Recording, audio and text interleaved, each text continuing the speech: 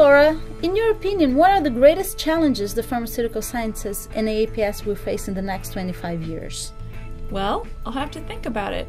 What has changed in the past 25 years? Okay, brainstorming. We have Facebook, iPhones, robotic surgery, and we live in an increasingly globalized world. The world has changed. Yeah, when it comes to science, technology has allowed us to simulate complex systems such as protein interactions. Right. And we have also generated tons of biological data that enabled us to better understand complex biological pathways. Great progress has come from academia, industry, and the government. Despite this progress, we haven't seen a proportional increase in new or safer drug treatments. So, where do we go from here?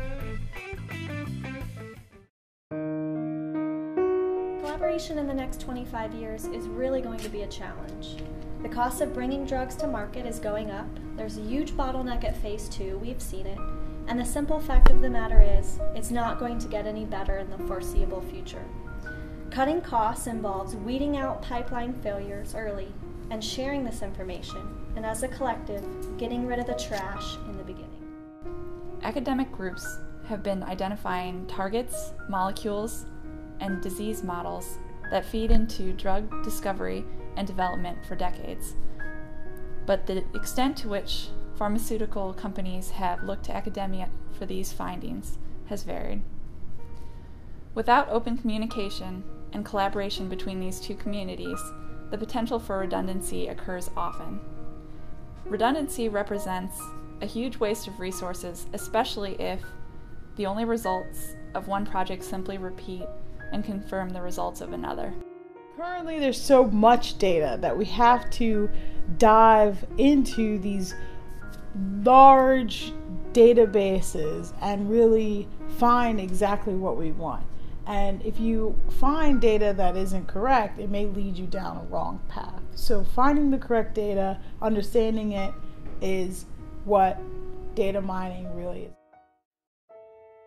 The ever-increasing challenges in drug development require closer and closer collaborations among individual pharmaceutical scientists. We believe AAPS can do much more in promoting self-motivated participation among its members and provide more and better platforms for information sharing and collaboration. There are ways to address this issue of the global health crisis. So maybe AAPS could create a drug resistance focus group, exchange ideas and knowledge to get a better understanding of what drives resistance and what we can do about it. AAPS would be the central leader, the central source of this exchange of information. From target identification to drug design, to validation, and finally to clinical trials, a lot of time and costs are being spent on a trial and error basis. I think that in the next 25 years, the shortage of resources is going to drive the drug development pipeline into a community-based research. I believe that only through this type of open collaboration can we truly reduce the cost and time involved in designing and developing a drug, while at the same time support the ongoing efforts in creating safer and more effective therapeutic agents.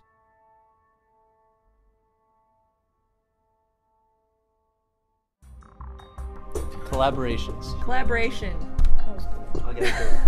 Collaborations. Collaborations. Collaborations. Working together. Over the next 25 years, we at the University of Maryland, Baltimore believe that the future of AAPS and pharmaceutical sciences will be centered on promoting, developing, and maintaining collaborations. This is our association, and we promise to make its future bright.